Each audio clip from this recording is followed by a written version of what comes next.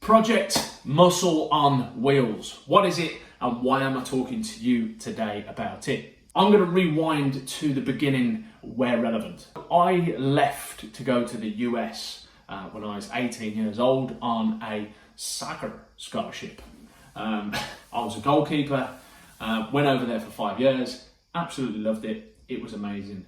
Came home. When I returned back, I stepped into the world of personal training, and along that journey, I fell into basically bodybuilding training. I always trained for aesthetics, to look good, which then made me feel good, feel confident, and that was pretty much 5 or 6 years of what my training was. What happened, and this is where I sort of took a tangent on my own mission. I basically, prior to lockdown number 1, which is last March, I was in the gym and forgot my headphones. Now, it was a leg day. Now, anybody who knows doing leg day training, you need some pretty heavy fucking AC/DC in your ears to make sure that you can push through the session. Cut a long story short, I was in the gym on the foam roller, getting loose, getting mobile, and had to run back out into the car park, back into the gym, and carry on. That process of me running to my car and back, which is probably about 350 yards, I returned and I was absolutely fucking blowing. And that's when it hit me that ultimately I'd neglected this level of conditioning. So as I said, going forwards now, I'll be pursuing a mission of being fit, strong, lean, healthy. Probably lean into hybrid training, which in essence is probably where I'm going to end up. I'm not there yet. Now, my cycling mission, hence this absolute beast of a machine, started at the end of November 2020 when my dad passed away. He passed away with a disease known as Idiopathic Pulmonary Fibrosis, which is a lung condition which basically makes the everyday man who does manual tasks like simply getting up and going to the toilet, someone with IPF will feel like that's a fucking marathon. To deal with it, at the time, I went on the bike for some headspace. And within that time of me being on the bike, you obviously get out of breath. And considering it'd be the first time I've been on a road bike since my BMX days when I was 14, it hit the lungs pretty hard. So my psychology and mentality was, well, if I can sit on the bike for 1 to 2 hours breathing heavily, that's nothing compared to someone who's suffering with IPF and literally feels like that all the time. That's where, bringing it to the forefront now today, my project Muscle on Wheels is from. Bodybuilding background, I obviously enjoy and I like that. I want to stay strong, but I want to be fit on the bike. So that being said as well, I thought I'd sign myself up to my first ever cycling event, which is on the 19th of June, which I believe is a Saturday, and it's called the Yorkshire Beast. It's 200 miles across the Yorkshire Dales and the York Moors. I think I've got that right. If I haven't, apologies.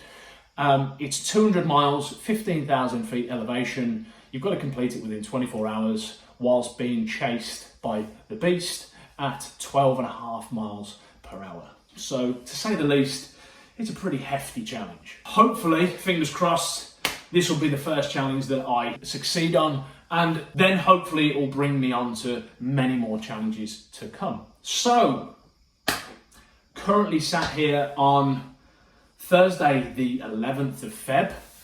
I'm going to be training from now up until the event in June, so I thought I'd bring you along with me on the journey, on the mission of Project Muscle on Wheels, and show you a little bit of what's to come. Now, being a newbie, I'm going to call myself a newbie because I've only been cycling for November, December, January, 4 months. I did an FTP test last week, punched out at 3:13.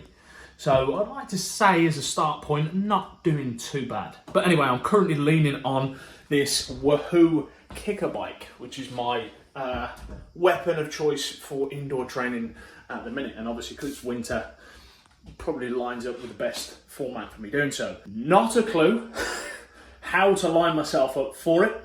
Haven't even been sized up for a bike. Normally I've just got a Halfords bike. I think it's an Intrinsica, which is 200 quid. does the job. Side note as well, my mobility flexibility is very, very below average, if I'm being brutally honest. It's something that I need to 100% work on to ensure that I'm giving myself the best advantage for not only cycling, but going forwards from a longevity perspective.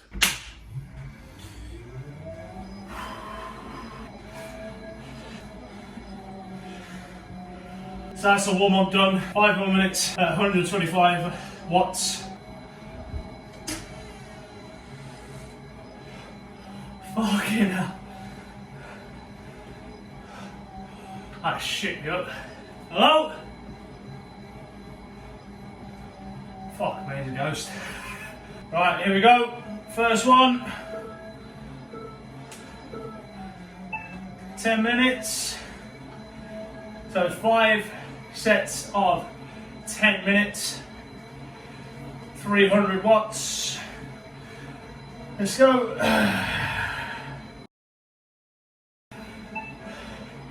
5 minutes off. Woo! Yes. 300 watts, 10 minutes.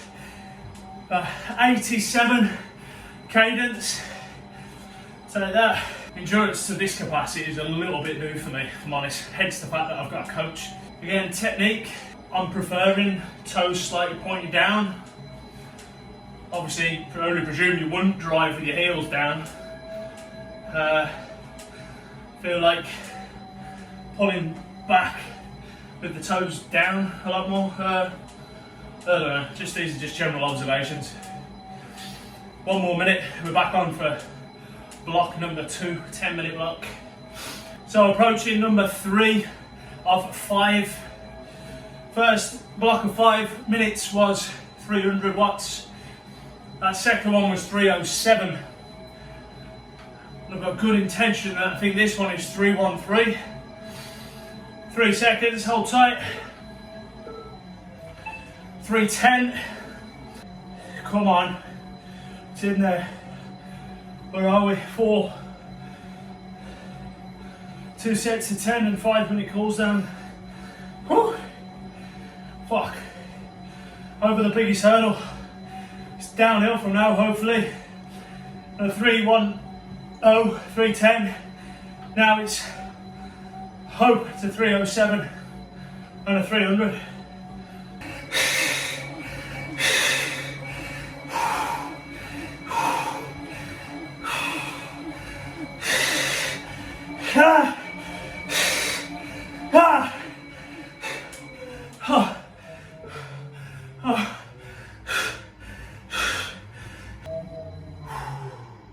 Done.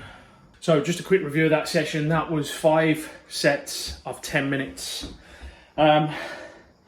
which in essence was a warm-up. Block number 1 was at 300 watts, block number 2 was at 307, block number 3 was at 310, 310, then back down to 307, which was by far the fucking ugliest, like mentally and physically, and the last one finished at 300. 90 minutes total work. I'll put that on the screen somewhere here so you can see it, but that is the first one for effectively this vlog, if you like. Super glad that you are on this journey with me, and we're not there yet, but we will be. So thanks for watching, and hopefully I'll see you on the next video. Have a good one.